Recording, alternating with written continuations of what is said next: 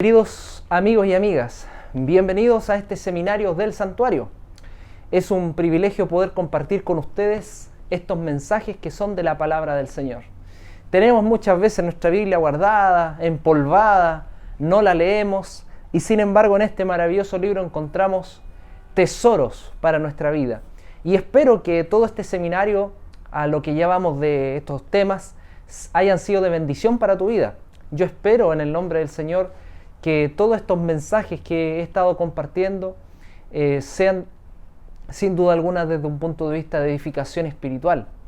Así que sin más preámbulo vamos a comenzar a estudiar este asunto del juicio investigador. Es el tema número 9 de una serie de 13 temas. Recuerda que puedes compartir este video a algún amigo, algún vecino que le gusta estudiar la Biblia, algún interesado en conocer más del Señor, que desea aprender más de la palabra, algún familiar, en fin, puedes compartir, puedes escribir algún comentario si tienes alguna duda, si tienes alguna inquietud o si quieres hacer alguna observación.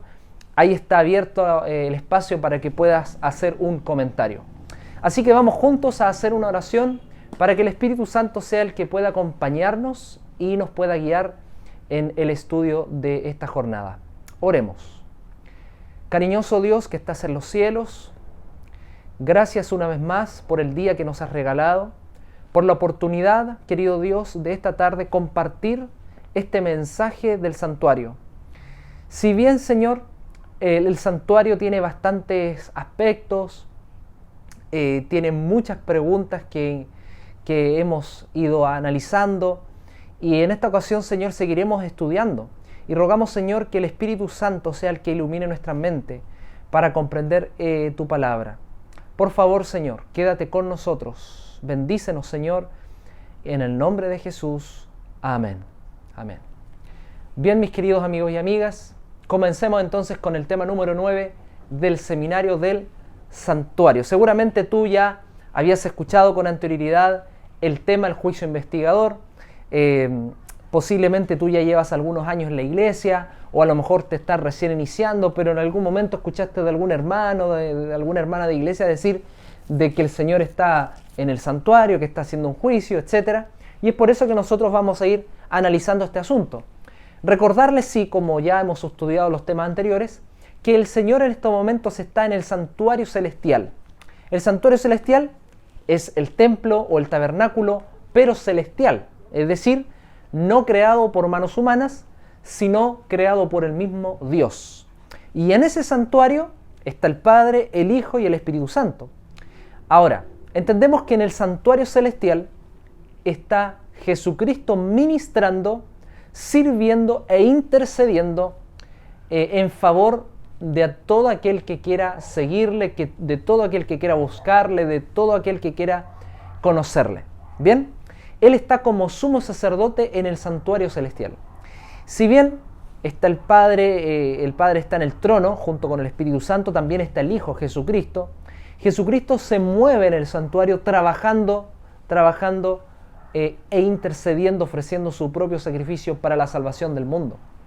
Así que hay un texto clave para ir comenzando que se encuentra en el libro de Daniel, capítulo 7, versículo 27. Vamos juntos entonces a este versículo fascinante de la palabra del Señor. Dice así, Daniel 7, 27.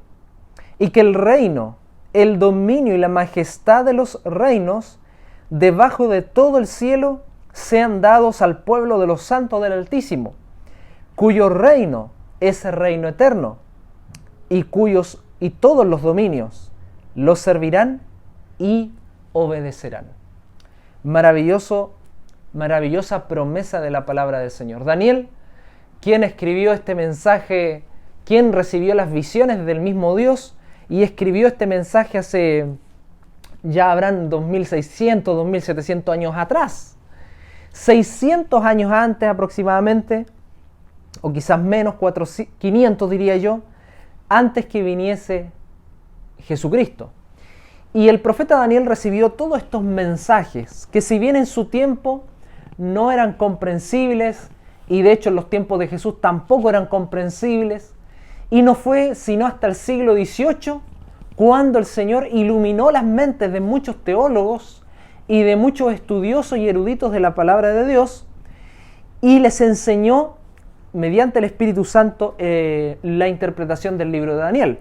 Porque recordemos que el libro de Daniel, la mayor parte, yo diría desde el capítulo 7 hasta el final, hasta el capítulo 12, está en un lenguaje simbólico.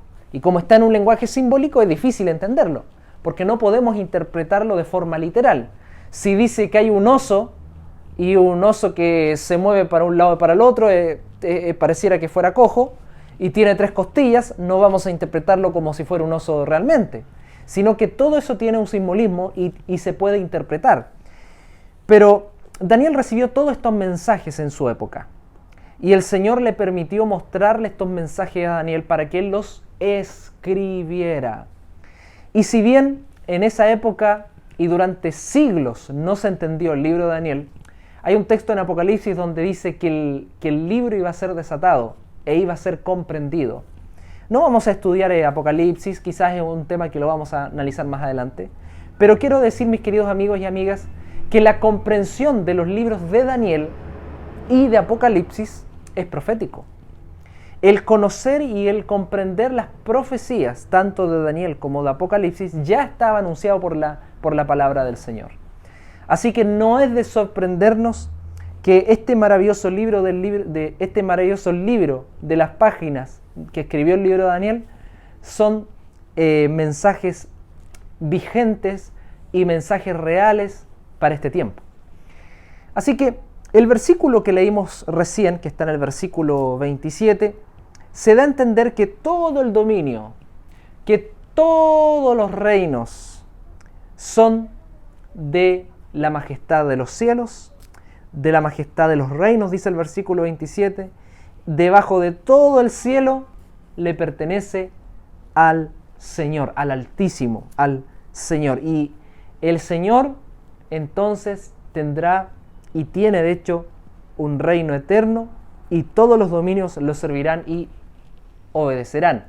Este versículo, mis queridos amigos y amigas, se interpreta desde un tiempo ya futuro, desde el tiempo en el cual Jesús viene a instaurar su reino aquí en la tierra. El Señor va a venir y la Biblia dice que habrán cielos nuevos y tierra nueva, donde mora la justicia, donde no va a existir más el pecado, donde no va a existir más la maldad. El Señor va a venir a restaurar todas las cosas, así como lo hizo cuando creó este mundo. Y el Señor restaurará todas estas cosas y establecerá su reino eterno. Avancemos entonces y nos vamos ahora a meter de lleno con este asunto del juicio investigador. Y yo voy a explicar un poquito más adelante por qué se le llama juicio investigador y no simplemente juicio. Vamos entonces a leer 14 versículos. Aquí yo quiero que pongas atención, que busques tu Biblia. Si bien van a aparecer los versículos en pantalla, pero yo necesito que pongas atención porque estos versículos son claves para entender el juicio investigador. Así que vamos juntos al versículo 1 de Daniel capítulo 7. Dice así la palabra del Señor. En el primer año de Belsasar, rey de Babilonia, tuve Daniel un sueño y visiones de su cabeza mientras estaba en su lecho. Luego escribió el sueño y relató lo principal del asunto. Vemos a Daniel que tuvo un sueño. El Señor se le revelaba a Daniel mediante sueños o visiones, mientras estaba dormido o mientras estaba despierto. Versículo 2. Daniel dijo: miraba yo en mi visión de noche y vi que los 4 vientos del cielo combatían en el gran mar. Cuando nosotros analizamos, y un paréntesis, recordarles que les mencioné hace unos minutos atrás, que desde el capítulo 7 al capítulo 12 de Daniel se presenta un lenguaje simbólico. Por lo tanto, las palabras que se aplican acá son símbolos y por lo tanto deben interpretarse. Y en ese contexto, la palabra viento, en este contexto, por supuesto, porque hay otros pasajes de la Biblia donde dice viento y eso es literal, pero aquí estamos hablando de algo simbólico. La palabra viento en la Biblia, en otro texto de la Biblia, se interpreta como guerras, como pleitos, como rumores de guerras, ¿ya? Ahora, aquí vemos que hay 4 vientos que estaban combatiendo en el gran mar. Y también la Biblia interpreta el mar o las aguas en Apocalipsis capítulo 17, versículo 5, si no me equivoco, usted después lo puede buscar ahí, capítulo 17 Apocalipsis, como muchedumbres gentes, gentíos. Entonces vemos acá una batalla entre naciones, una batalla entre reinos. Y vamos a ir descubriendo por qué hay una batalla entre reinos. Vamos al versículo 3.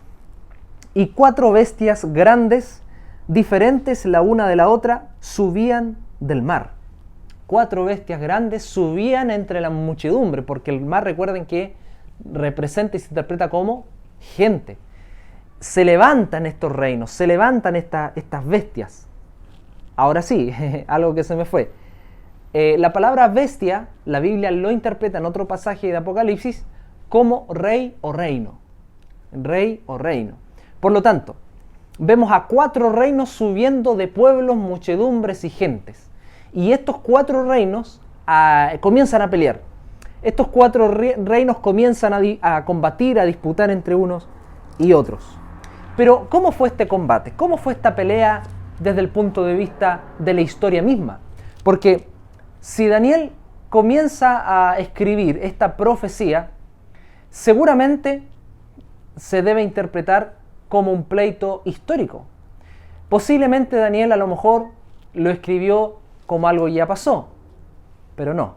Recuerda que la profecía es para el futuro. Por lo tanto, lo que comenzó a escribir Daniel y lo que él vio en su sueño no estaba ocurriendo en ese momento. Ojo con eso, no estaba ocurriendo en ese momento. Vamos entonces al versículo 4, dice así: la primera era como un león y tenía alas de águila. Yo estaba mirando hasta que sus alas le fueron arrancadas, fue levantada del suelo y se puso enhiesta sobre los pies a manera de hombre y se le dio corazón de hombre. El primer versículo que nosotros vemos acá es de un león. De un león. Recordemos que Daniel, el versículo 1 dice que Daniel estaba en el primer año de Belsasar, rey de Babilonia. Esto es clave para entender la profecía. Y en esta primera bestia vemos a un león. Y este león tenía una característica interesante. Tenía alas de águila, dice el versículo 4. Pero sin embargo estas alas le fueron arrancadas. Fue levantada del suelo y se puso enhiesta sobre los pies a manera de hombre y se le dio corazón de hombre. El león era un animal que se usaba bastante en la decoración y también desde el punto de vista religioso en la nación de Babilonia.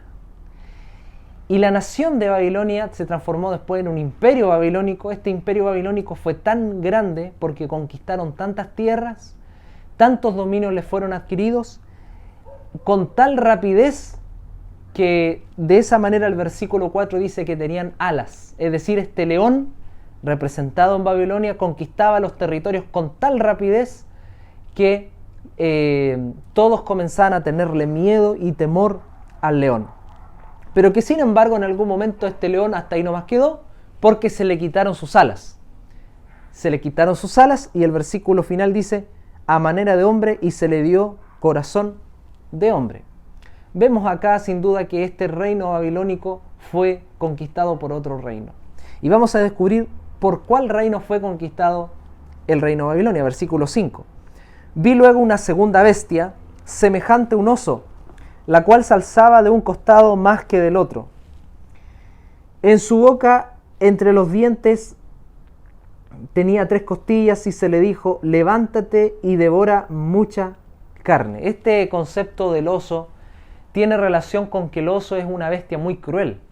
Es una bestia cruel, una bestia que mata sin piedad, que busca su presa a cientos de kilómetros y cuando llega mata sin piedad. Pero que sin embargo este oso tenía una característica. La característica de este oso era que se alzaba de un lado para el otro. Y además tenía 3 costillas, dice el versículo. Y se le dijo, levántate y come mucha carne. ¿Quién es este oso para empezar? Este oso fue aquel reino que conquistó Babilonia históricamente. Y cuando nosotros vamos a los libros de historia, el reino que conquistó a Babilonia fue el imperio de los medos y los persas. Este oso, que representa a los medos y los persas, cojeaba de un lado hacia el otro, se movía de un lado, se alzaba de un costado hacia el otro costado. Eso también representa de que por un lado los medos eran mayores que los persas. Y así sucesivamente, ¿verdad? Vemos que se costaba por un lado porque los medos eran mayores que los persas. Y además dice, tenía 3 costillas. Estas 3 costillas, los comentadores bíblicos lo interpretan como las 3 conquistas que tuvo este imperio de Medo-Persia. Las 3 conquistas principales fueron Lidia, Egipto y finalmente fue Babilonia.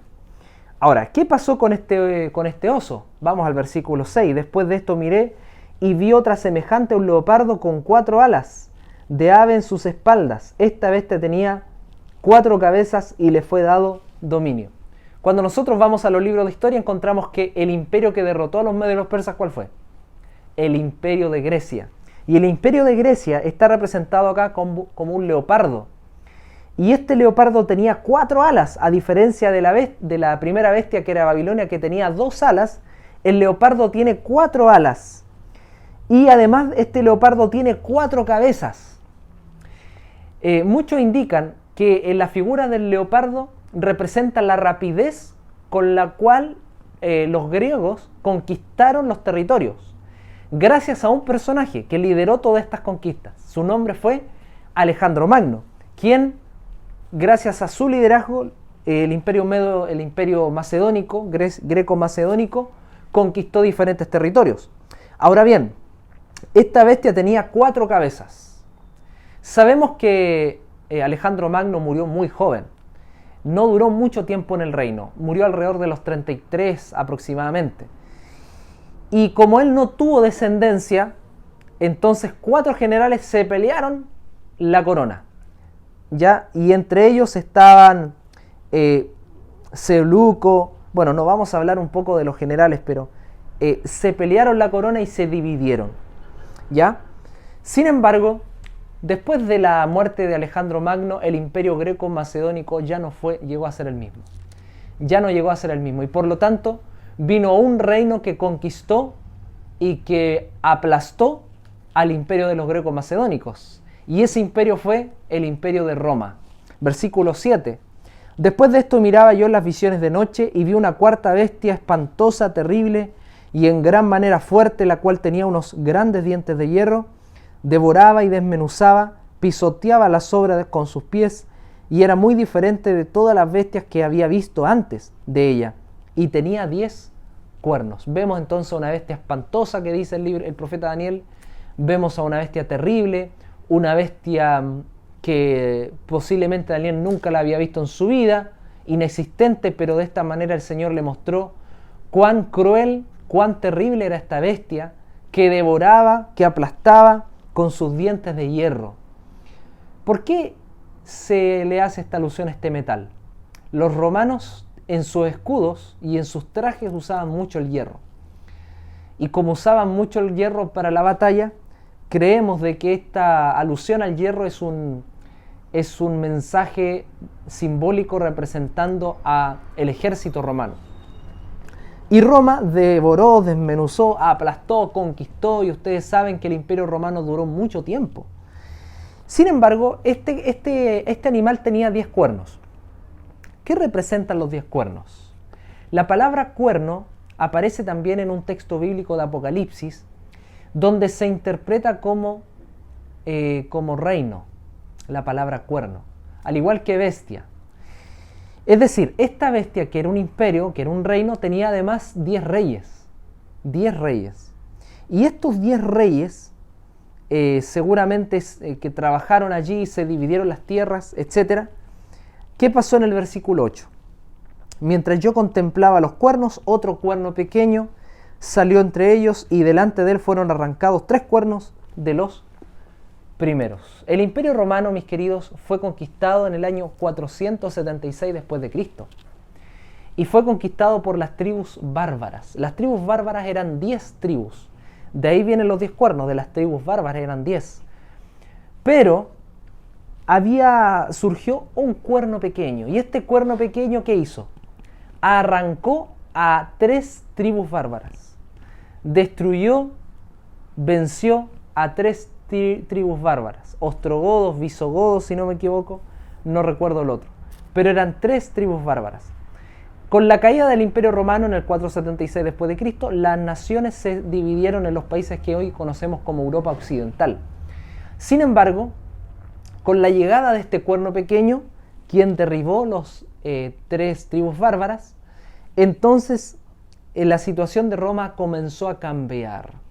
Si bien ya no fue el mismo estilo que la Roma imperial, pero comenzó a ser una Roma que apuntaba a buscar el cristianismo, a través de Constantino el Grande, que impulsó grandes reformas con tal que los romanos se hicieran cristianos. Y gracias a esta labor de Constantino, muchos se convirtieron, algunos de forma obligada, con enseñanzas medias extrañas, porque recordemos que durante años, el Señor dejó y dejó en la mano a los discípulos el Evangelio. Sin embargo, el cristianismo se fue desvirtuando con el correr de los años y se fueron agregando en el cristianismo corrientes filosóficas que eran contrarias al mensaje de la palabra de Dios. Por lo tanto, cuando Constantino comenzó a ayudar y comenzó a hacer reforma en cuanto al cristianismo, Constantino ya tenía algunas ideas bastante extrañas en cuanto a lo que es el cristianismo, en cuanto a lo que es la palabra viva del Señor. Versículo 8, mientras yo contemplaba los cuernos, otro cuerno pequeño salió entre ellos. Ya leímos ese versículo. Vamos entonces al versículo 9. Estuve mirando hasta que fueron puestos unos tronos, y se sentó un anciano de días. Su vestido era blanco como la nieve, el pelo de su cabeza como lana limpia, su trono llama de fuego y fuego ardiente las ruedas del mismo. Un río de fuego procedía y salía delante de él, miles de miles lo servían y millones de millones estaban delante de él. El juez se sentó y los libros fueron abiertos. Terminando la visión, Daniel, de las bestias y del cuerno pequeño que comenzó a destruir a los otros 3 reyes, y al final, versículo 8 dice que este cuerno tenía como ojos de hombre y una boca que hablaba gran insolencia, dice. Por lo tanto, después de esta obra terrible que comenzó a implementar el cuerno pequeño, Daniel tuvo otra visión, seguramente fue instantánea, y aquí vio al Señor en su trono con millares y millares de ángeles. Su trono llama de fuego y fuego ardiente en las ruedas del mismo, dice. Y millones le servían. Pero aquí hay algo interesante que aparece al final del versículo 10. El juez se sentó y los libros fueron abiertos. ¿Qué libros fueron abiertos? Porque acá dice simplemente los libros. Bueno, aquí, mis queridos amigos y amigas, quiero que sepan algo. Aquí comienza el juicio en el cielo. Aquí derechamente estamos hablando de un periodo a un futuro. Y como es un periodo futuro, debemos comprenderlo como una instancia en la cual el juez, y vamos a descubrir quién es el juez, se sentó y abrió los libros. Entonces, desde aquí podemos comprender que comenzó el juicio. Ya podemos comprender que comenzó el juicio a la luz de otro versículo bíblico. Porque hasta ahora podemos ver simplemente que comienza un juicio, pero no se sabe cuándo.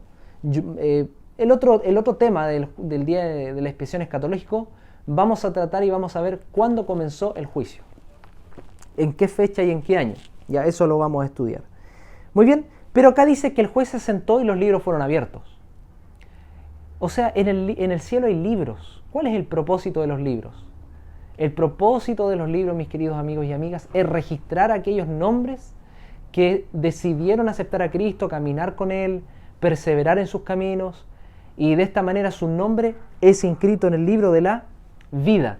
Pero aquí hay otros libros más, porque no solamente habla de uno como si fuera el libro de la vida, sino que habla de otros libros más. Así que para eso vamos juntos a un libro que aparece en Malaquías capítulo 3.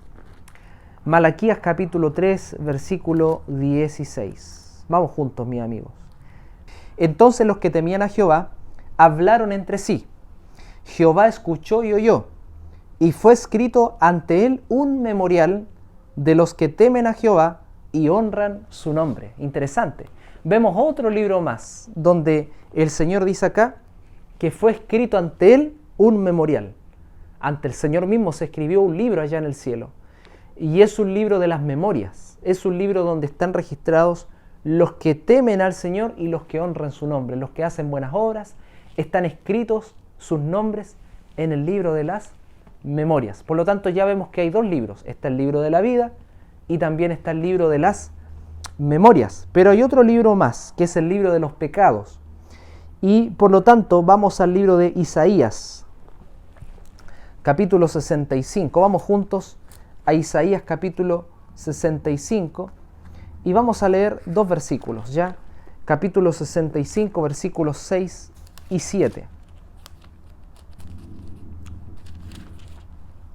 Dice así la palabra del Señor. Isaías capítulo 5, versículos 6 y 7. He aquí que está escrito delante de mí, y no callaré, sino que les daré su merecido. Les daré el pago en su propio seno, pues vuestras iniquidades, dice Jehová, y por las iniquidades de vuestros padres juntamente, los cuales quemaron incienso sobre los montes. Vemos entonces que hay un libro que está escrito delante del Señor. Y en ese libro están anotadas las iniquidades de los que no hicieron la voluntad del Señor. Por eso se le llama el libro del pecado. Entonces vemos tres libros ahora en la Biblia. Está el libro de la vida, el libro de pecados y el libro de las memorias. Volvemos entonces, mis queridos, a Daniel 7 y vemos entonces que el juez se sentó. Todavía no hemos descubierto quién es el juez, todavía no hemos descubierto lo que es el anciano de días, pero lo vamos a ir analizando. Versículo 11. Yo entonces miraba a causa del sonido de las grandes insolencias que hablaba el cuerno, y mientras miraba mataron a la bestia, y su cuerpo fue destrozado y entregado para quemarlo en el fuego. En Apocalipsis, capítulo 20, unos versículos anteriores, capítulo 19, ocurre cuando la bestia, ya este reino pagano, este reino idólatra, recibe la condenación del Señor y es lanzado al lago de fuego. ¿Ya? Ahora, vamos al 13. Miraba yo en la visión de la noche y vi que con las nubes del cielo venía uno como un hijo de hombre. Vino hasta el anciano de días y lo hicieron acercarse delante de él. ¿Quién era este hijo de hombre? El mismo Señor se autoadjudicó en los evangelios como el Hijo del Hombre. Hay un texto muy conocido donde dice, pues el Hijo del Hombre no vino a buscar ni a salvar lo que se había perdido. Hay un texto muy conocido de Jesucristo donde Él se autoadjudicó el Hijo del Hombre.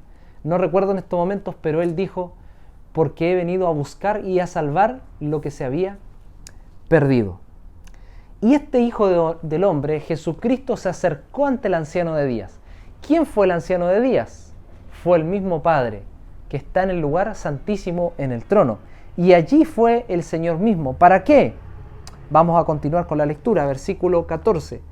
Y le fue dado dominio, gloria y reino, para que todos los pueblos, naciones y lenguas lo sirvieran. Su dominio es dominio eterno, que nunca pasará, y su reino no es uno, que nunca será destruido. Qué maravilloso. ¿Se dan cuenta?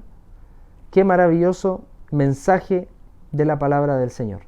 Entonces vemos acá que al Señor se le dio dominio, se le dio autoridad. Él está ejerciendo una obra sacerdotal desde que subió a los cielos, pero que en algún momento de su ministerio comenzará a ser una obra de juez. Comenzará a juzgar, comenzará a trabajar, comenzará a interceder, comenzará a preparar a su pueblo para su venida. Muy bien. Con estos 14 versículos podemos entender algo más en relación a lo que es el juicio investigador. En primer lugar, la primera escena de estos versículos, de estos 14 versículos, hemos leído entonces que se levantaron 4 reinos diferentes unos a otros, entre ellos pelearon, lucharon y finalmente sabemos quién conquistó al otro, y sin embargo, también hay un otro cuerno que sale de la cuarta bestia de los 10 cuernos, que son las 10 tribus, que son las 10 tribus bárbaras. Y entre esas 10 tribus bárbaras aparece este otro cuerno pequeño. Avancemos entonces con la siguiente. Desde el versículo 9 hasta el versículo 10 y desde el versículo 13 hasta el versículo 14 comienza el juicio. Comienza el juicio sobre la tierra. Todavía no hemos visto cuándo comenzó el juicio, pero para eso lo vamos a ver en el próximo capítulo. Lo que sí sabemos es que el juicio ya comenzó. Y comenzó no para condenar. El Señor no lo hizo para comenzar a condenar, para comenzar a juzgar, sino que el Señor lo hizo para que el mundo fuese salvo, se arrepintiera y para que se haga la justicia de Dios. Y vamos a descubrir por qué es necesario que se haga la justicia de Dios. Y el tercer paso o la tercera escena de los primeros 14 versículos de Daniel capítulo 7 es cuando el cuerno pequeño que sale de la cuarta bestia, que vence a estas tres tribus bárbaras, vemos entonces que el Señor sentencia vemos entonces que se produce la sentencia contra el cuerno pequeño y los otros reinos. Muy bien, entonces así como el cuerno pequeño actuó, destruyó, conquistó, de la misma manera el Señor en el día del juicio va a hacer justicia. Muy bien. Ahora, ¿por qué se le llama juicio investigador? Porque hay una investigación, hay una interrogación, hay un proceso. En este tiempo todavía no estamos siendo rechazados o aceptados por el Señor. En este tiempo todavía hay gracia. Vivimos en un tiempo donde todavía las personas pueden alcanzar la salvación.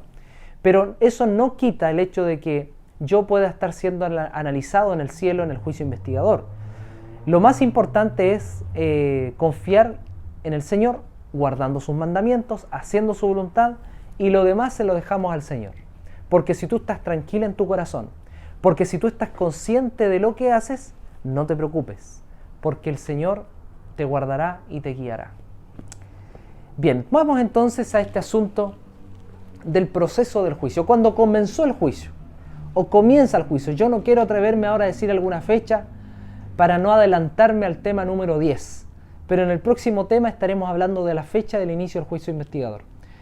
Ahora bien, para lo que es el juicio investigador, ¿qué es lo que se necesita hacer? Una interrogación. Y vamos entonces a Génesis capítulo 3. Vamos a Génesis capítulo 3 para analizar estos versículos desde el versículo 8 al versículo 20. Vamos entonces a leer estos versículos. Dios necesita hacer una interrogación. Versículo 8. Luego oyeron la voz de Jehová Dios que se paseaba por el huerto al aire del día, y el hombre y su mujer se escondieron de la presencia de Jehová Dios entre los árboles del huerto. Aquí Adán y Eva ya habían desobedecido el mandato de Dios, habían cedido a la tentación de la serpiente, comieron del fruto del árbol al cual no debían comer ni tocar, y se escondieron de la presencia de Dios cuando escucharon la voz de Dios que se paseaba por el huerto. Pero Jehová Dios llamó al hombre y le preguntó: ¿dónde estás? Él respondió: oí tu voz en el huerto y tuve miedo, porque estaba desnudo, por eso me escondí. Entonces Dios le preguntó: ¿quién te enseñó que estabas desnudo? ¿Acaso has comido del árbol del cual yo te mandé que no comieras? El hombre le respondió: la mujer que me diste por compañera me dio el árbol, y yo comí. Entonces Jehová Dios dijo a la mujer: ¿qué es lo que has hecho?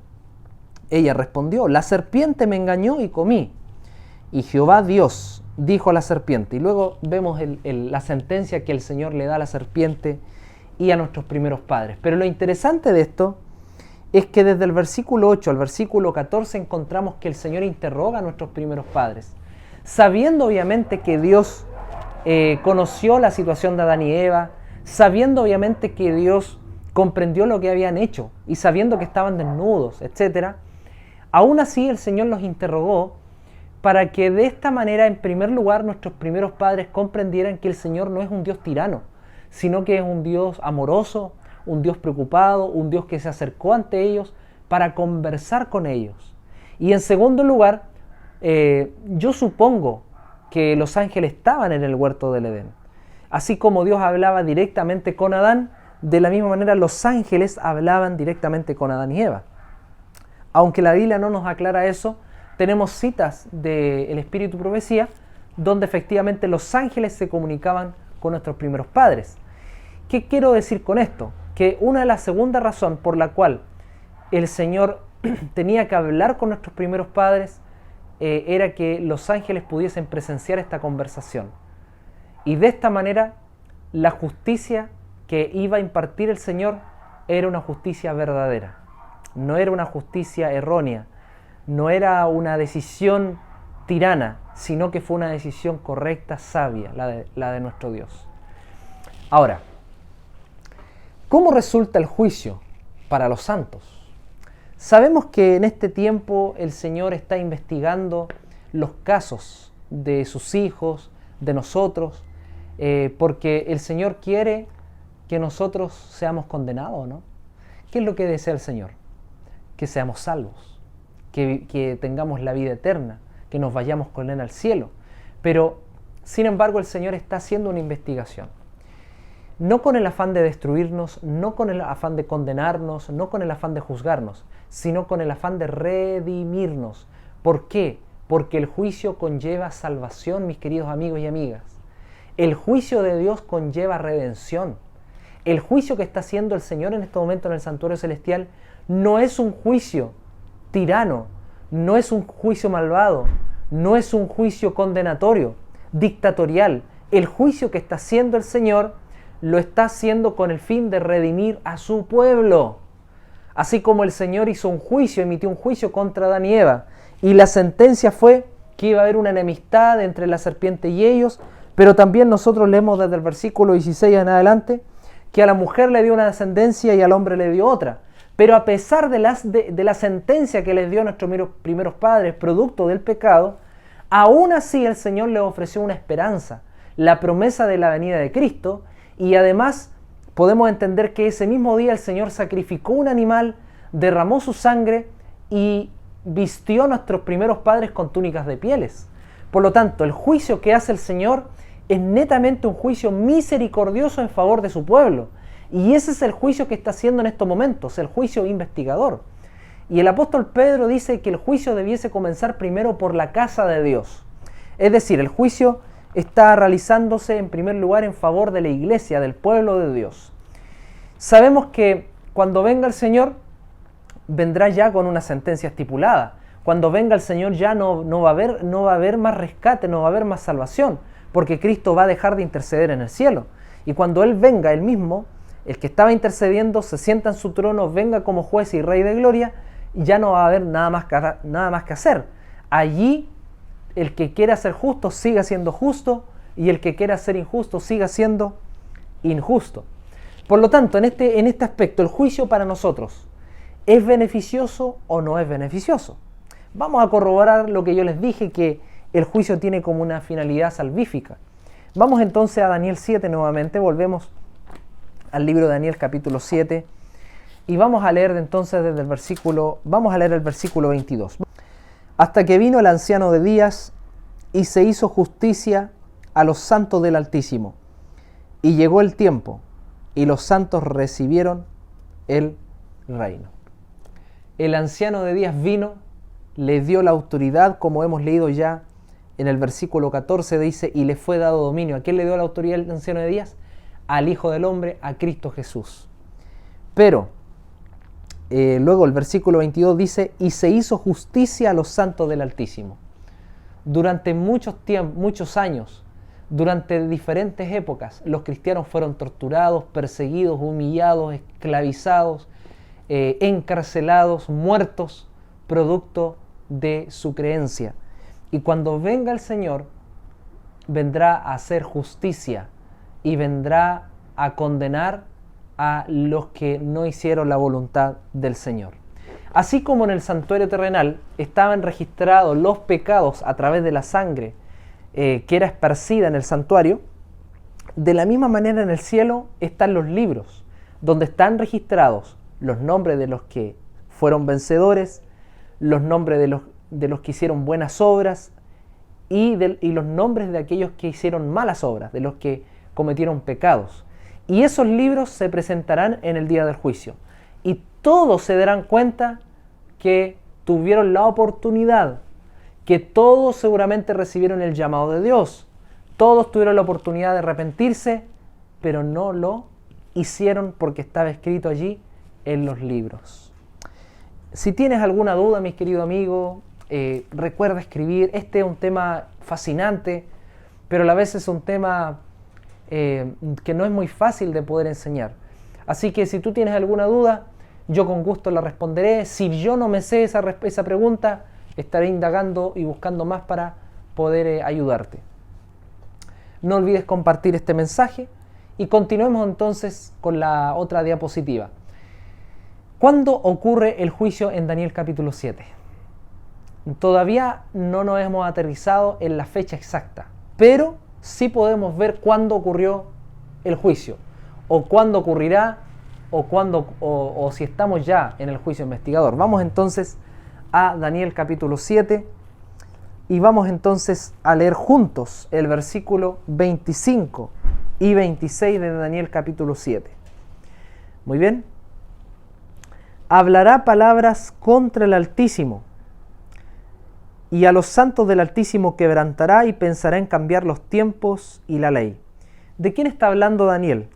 En este versículo está hablando de aquel cuerno pequeño que hablaba blasfemias, que tenía ojos como de hombres, que le hacía guerra a los santos, al pueblo de Dios, y los torturaba, los mataba, etc. Y además de eso, dice acá el versículo 25, hablará palabras contra el Altísimo y a los santos del Altísimo quebrantará y pensará en cambiar los tiempos y la ley de Dios. Ojo con eso, la ley, dice acá, es la ley de Dios, los mandamientos. Ahora, ¿quién fue este cuerno pequeño? Porque analizamos que el león se interpretaba como Babilonia, el oso a los medos y los persas, el leopardo al imperio de Grecia, y la bestia espantosa y terrible a la Roma imperial. Pero cuando la Roma imperial fue conquistada por las 10 tribus bárbaras que eran representados por los 10 cuernos de la misma bestia, surgió un cuerno pequeño que hablaba grandes cosas, que tenía ojos de hombre, que persiguió a los santos y los mataba, los torturaba, y este mismo cuerno pequeño, bajo su imperio, destruyó a 3 cuernos de las tribus bárbaras. Este cuerno pequeño que hablaba grandes cosas, que hablaba insolencias, que hablaba palabras contra el Altísimo, que cambió y quebrantó los 10 mandamientos, no es nada más ni nada menos que el papado. El papado destruyó, persiguió en la Inquisición a muchos cristianos, torturó a muchos fieles. De hecho, yo tengo un libro allí de todos los mártires. Está todo documentado cómo la Iglesia Católica torturó, persiguió, mató de forma inocente a muchos que eran inocentes, los mató y los torturó. Este cuerno pequeño es el papado. Pero, ¿qué pasó con este cuerno pequeño? Continuemos entonces con el versículo 25. Y serán entregados en sus manos hasta tiempo, tiempos y medio tiempo. El pueblo de Dios será entregado en las manos del cuerno pequeño hasta tiempo, tiempos y medio tiempo. Yo quiero decir algo en esta ocasión y me gustaría compartir mediante la pantalla este mensaje de tiempo, tiempos y medio tiempo. ¿Qué es eso?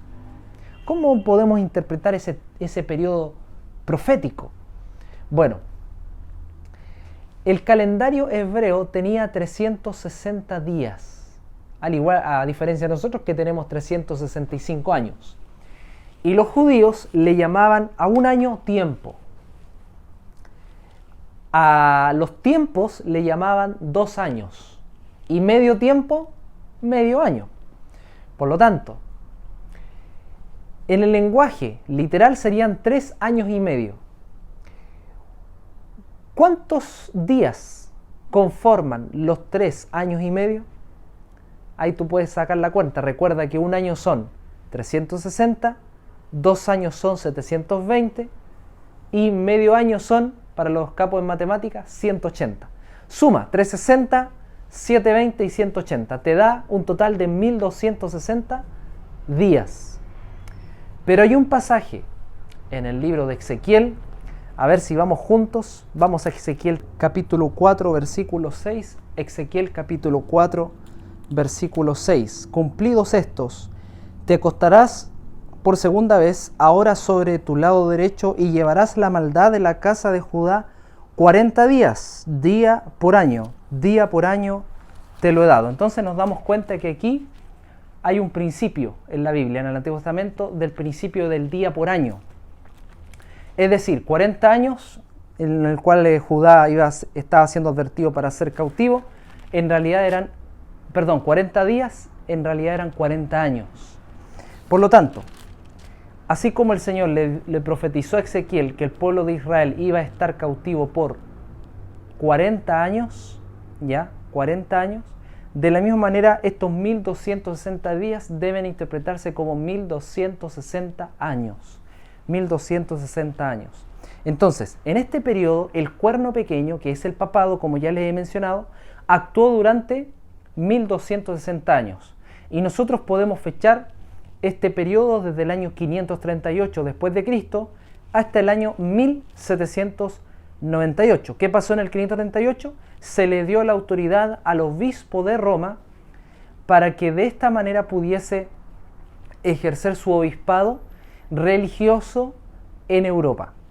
Y finalizando en el año 1798, cuando las tropas del general Berthier llevaron cautivo al Papa Pío VI en la época de Napoleón en Francia. Y desde ese momento la hegemonía papal fue menguando una vez que el Papa Pío VI fue apresado. Por lo tanto, la hegemonía papal duró 1260 años. Y durante esos años, evidentemente, muchos cristianos murieron perseguidos producto del papado. Entonces, Roma se divide en dos partes, la Roma imperial y la Roma papal. La Roma imperial, recuerden que fue destruida en el año 476 y luego de esto viene la Roma papal. Muy bien. Entonces, la Roma papal ejerció su poder hasta el 1798. 1798. La pregunta es, ¿cuándo ocurre el juicio en Daniel? Ahí está. ¿Cuándo ocurre el juicio en Daniel? El juicio comienza después de 1798. No estamos diciendo que comenzó en el año 1798 o en el año 1799. Estamos diciendo que ocurrió después de eso. ¿Por qué? Porque para que el Señor comenzara a ejercer un juicio de investigación y un juicio previo a su venida, a su segunda venida, para purificar el santuario, para purificar al pueblo, para llevarse a su pueblo al cielo, entonces debía primero cumplirse la profecía del cuerno pequeño. El juicio que se está haciendo en el cielo tiene bastante relación con el día de la expiación que ya hemos estudiado en el santuario terrenal, en el tema, si no me equivoco, número 7, hemos estudiado el día de la expiación. Tiene mucha relación con el juicio que se está haciendo allá, porque el propósito de Dios en el juicio no solamente es interceder y salvar, sino que finalmente es purificar el santuario y también purificar al pueblo de Dios y llevárselos al cielo. Llevárselos al cielo. Muy bien. Vamos a continuar.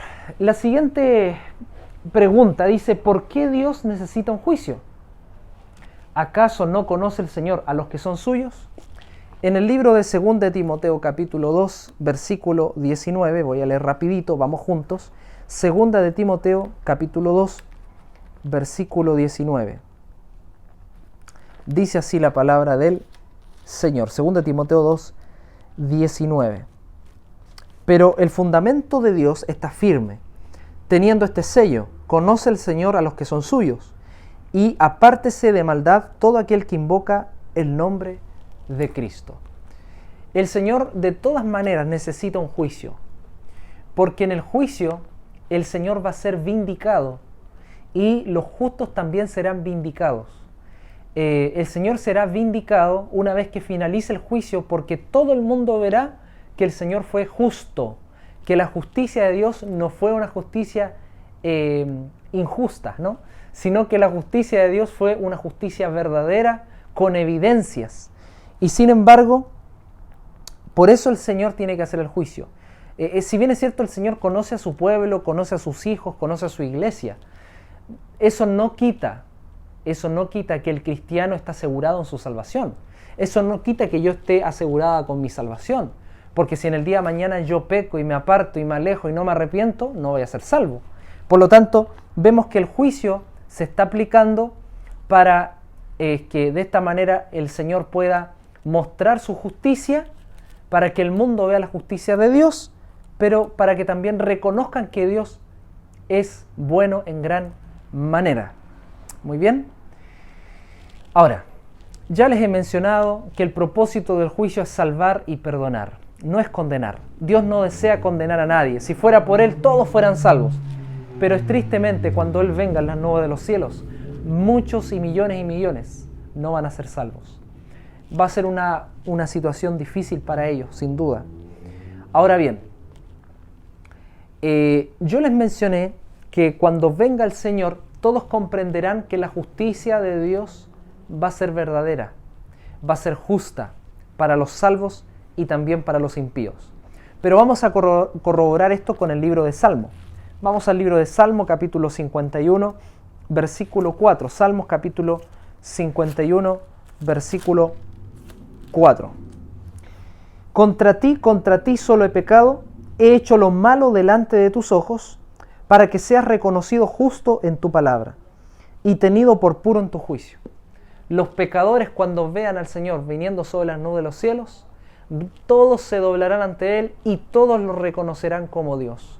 Todos se darán cuenta que Él es Dios, que Él es el verdadero Dios, que no hay ningún otro fuera de Él. Y se arrodillarán ante Él y lo declararán un Dios justo, cuando venga el Señor en las nubes de los cielos. La creación de Dios se regocija. La creación de Dios alaba al Señor por el juicio. El juicio no debe ser una instancia triste. Lo que está haciendo el Señor en estos momentos no es una instancia triste. No es una instancia donde debemos temer, donde debemos tener miedo, sino que es una instancia donde debemos gozarnos y alegrarnos. Y vamos entonces a Salmo 96. Vamos a leer rapidito este versículo, Salmos capítulo 96, y vamos a leer allí el versículo 11 al 13. Alégrense los cielos y gócese la tierra, brame el mar y su plenitud. Regocíjese el campo y todo lo que hay en él. Entonces todos los árboles del bosque rebosarán de contento delante de Jehová, que vino porque ha venido a juzgar la tierra. Juzgará al mundo con justicia y a los pueblos con su verdad. Alabado sea el nombre del Señor. Por lo tanto, mis queridos hermanos, amigos, no crean que el juicio es un momento triste donde debemos tener miedo, donde debemos estar preocupados si vamos a ser salvos. No. Cristo ya pagó el precio por ti. Fuiste salvo, alabado sea el nombre del Señor. Avanza, camina libremente con Jesús, sé fiel y no te preocupes si tú estás siendo analizado en el cielo. Dios es un Dios perfecto, amoroso, y Él, cuando venga a las nubes de los cielos y terminará su juicio de investigación, venga a las nubes de los cielos, todos lo declararán como justo. ¿Qué otras implicancias tiene el juicio? Aparte de revelar la justicia de Dios, aparte de que el Señor está investigando a su pueblo, investigando al mundo, analizando ahí, anotando en los libros los pecados, los nombres de aquellos que fueron salvos, etc. ¿Qué otra función está haciendo el Señor y qué implicancias tiene el juicio? Vamos a dos textos. El primero se encuentra en Romanos. Vamos rapidito a Romanos capítulo 14. Romanos 14 y vamos al versículos 10 al 12. Romanos 14 del 10 al 12 dice así la palabra de Dios. Tú pues, ¿por qué juzgas a tu hermano? Oh, tú también, ¿por qué menosprecias a tu hermano?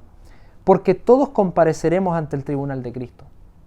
Nosotros como seres humanos se nos hace muy fácil juzgar a algún prójimo, juzgar a nuestro prójimo, a nuestro hermano. Se nos hace muy sencillo menospreciarlo.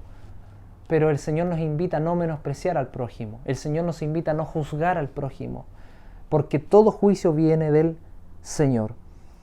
Pues escrito está, versículo 11, vivo yo, dice el Señor, que ante mí se doblará toda rodilla y toda lengua confesará a Dios, de manera que cada uno de nosotros dará a Dios cuenta de sí.